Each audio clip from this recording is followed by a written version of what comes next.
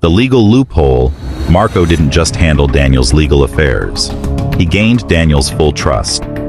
That trust gave him access to Hutchinson's estate planning, and Marco saw an opportunity. Without Daniel's knowledge, Marco made himself a trustee of the Hutchinsons' multi-million-dollar estate. If anything happened to the couple, he'd be in control. The Hitman Network. But Marco wasn't acting alone. Prosecutors say he hired Darnell Larry to carry out the murder, but Darnell passed the job to his cousin, Roy Larry, a known trigger-dash man. This wasn't just a hit.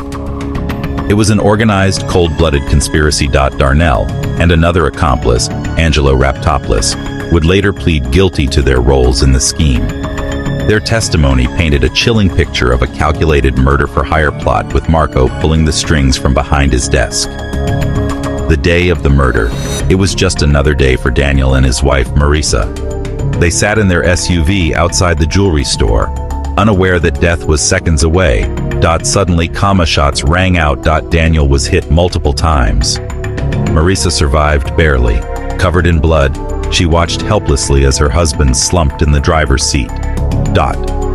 She had no idea that the man who would later console her was the one who ordered the hit. The double life of a lawyer. After the murder, Marco stayed close to Marisa. He offered legal help.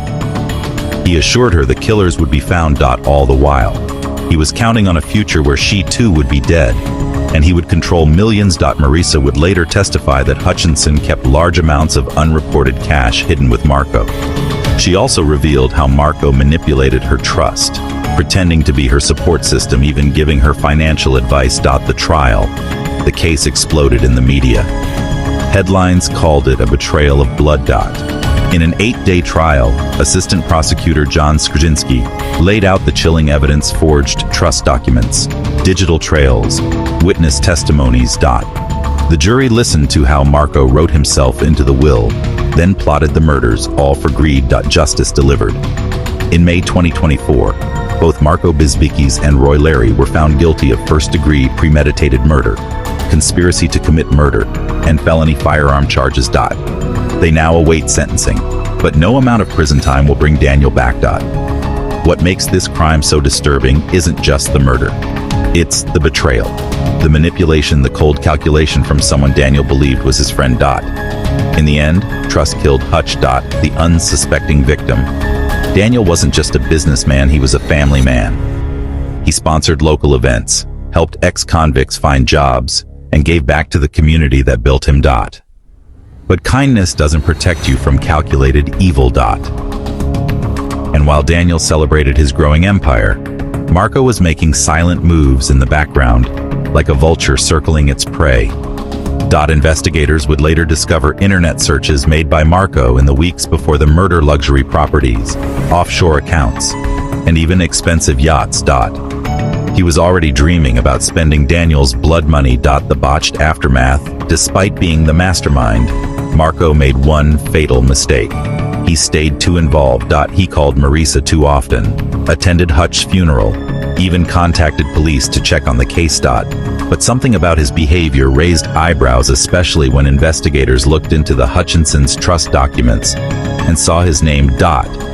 That one name led to a cascade of revelations: secret accounts, hidden money, and the names of conspirators. When confronted, Darnell cracked. He spilled everything. And suddenly, Marco's house of cards came tumbling down. The wife's courage. Marisa Hutchinson had lost the love of her life.